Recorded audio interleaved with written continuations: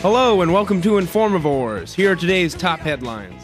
General Motors CEO Fritz Henderson abruptly resigned Tuesday after he, along with the U.S. Treasury-appointed Board of Directors, decided changes needed to be made.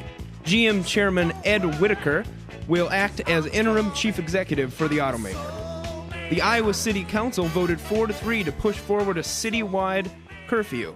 Only one more vote remains before the curfew will become permanent. Tiger Woods admitted to an affair, saying, "I have not been true to my values and the behavior and given the behavior my family deserves." The Iowa Board of Regents will hold off their vote to raise in-state tuition until after the Revenue Estimating Conference gives its state revenue forecast on December 11th. They plan to hold a vote in February on whether or not to raise the tuition. Coming up on Informavores, President Obama finally made a decision on Afghanistan. Iowa Senator Chuck Grassley says it's okay for Republicans to lie if the Democrats do too. And Time says the first decade of the 21st century is America's worst. This and much, much more coming up on Informavores. I have determined that it is in our vital national interest to send an additional 30,000 U.S. troops to Afghanistan. After 18 months, our troops will begin to come home. These are the resources that we need to seize the initiative while building the Afghan capacity that can allow for a responsible transition of our forces out of Afghanistan. All right, ladies and gentlemen, that was President Barack Obama, and this is Informavores. Welcome. I'm here with my co-host, Marcus Rippentrop, and if you would like to join the conversation, please hop on Facebook, Twitter, or email us at informavores11@yahoo.com. Now, that was the last night's speech addressed to the nation by the president, Barack Obama's first as president, and it was related to his new Afghan strategy. So, Marcus, could you at all tell me how you felt he did in the address in general first? It was actually really surreal for me because I've been a very harsh critic of a lot of things he said. Don't misinterpret that as I don't agree with him on anything, but I disagree with him more than I agree with him. But last night, I think that was really impressive. Like, from aligning with my personal ideology, I think he was almost right on, except for one thing, and that was the arbitrary withdrawal in 2011 for all combat troops in the Middle East. Yes. That is the only thing I disagreed with, but he was very passionate, and he was just absolutely what he was elected by. Like, I can see how the people that chose him in the election were motivated, because he was very passionate and very motivating in that speech. And I agreed with him for what I think was probably the first time.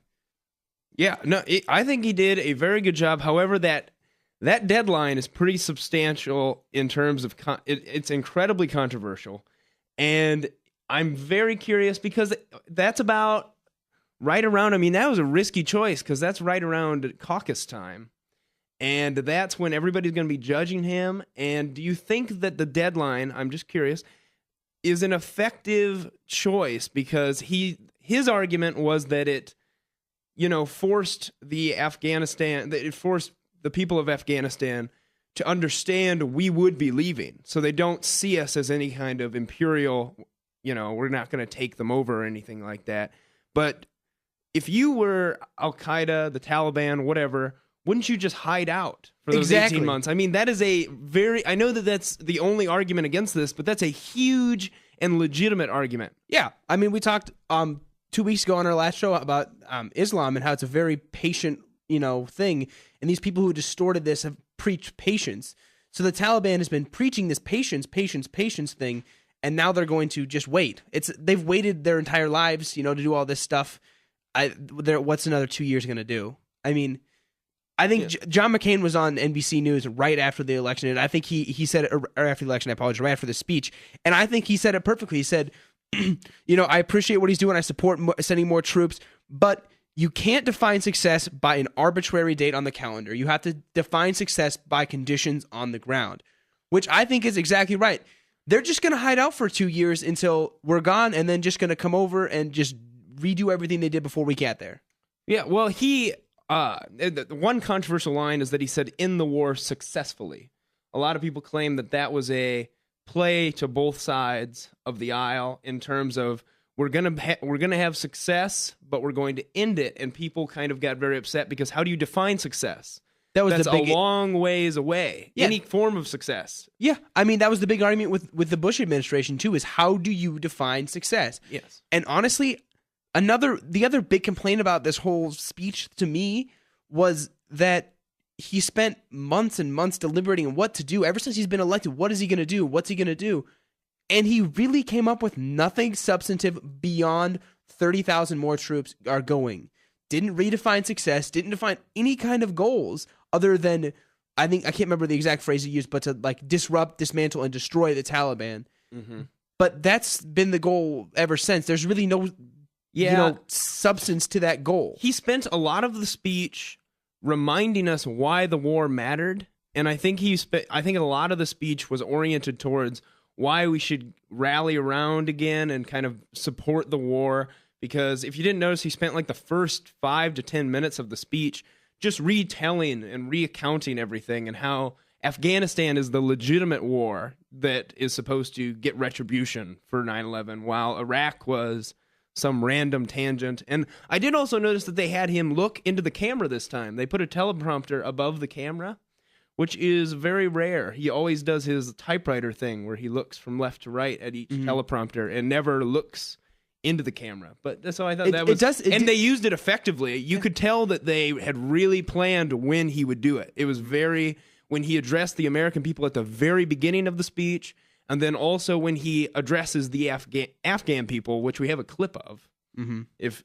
Did you have something you were going to say? Something? Now that you mentioned that's really noticeable, and that probably added towards the passion. And like I felt very motivated watching it, and I was like, yeah, this guy knows what he's doing. And then the more you break it down, you're like, there wasn't really much there.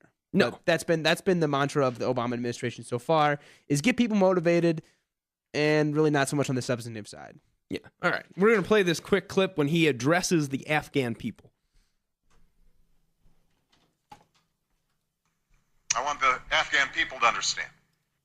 America seeks an end to this era of war and suffering.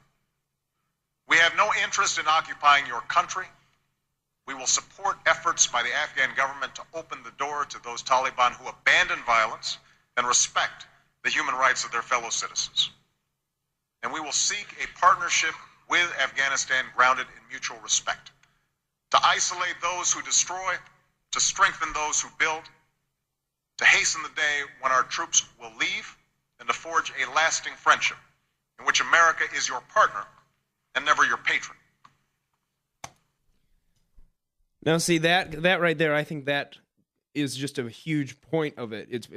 A huge point of the speech was, we're just going to pick each of these groups and we're going to get messages across. Because he also does it and this was very interesting, if there were a couple of very small parts of this speech where he hinted towards things that could be monumental, very, very monumental. And this is something that or President Obama and President George W. Bush have in common, because W also gave a very, it sounded like more of a fluff speech when he went to a West Point graduation and spoke, but it essentially outlined the Bush doctrine once people look back on it. And he said a couple of things here that I'd like for everybody to listen to. We're going to play another clip, and let me just bring up the sound bite. Okay, sorry about that. Here we go.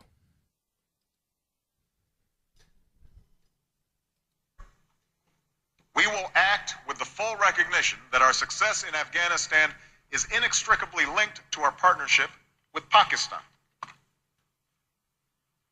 We're in Afghanistan to prevent a cancer from once again spreading through that country. But this same cancer has also taken root in the border region of Pakistan. That's why we need a strategy that works on both sides of the border.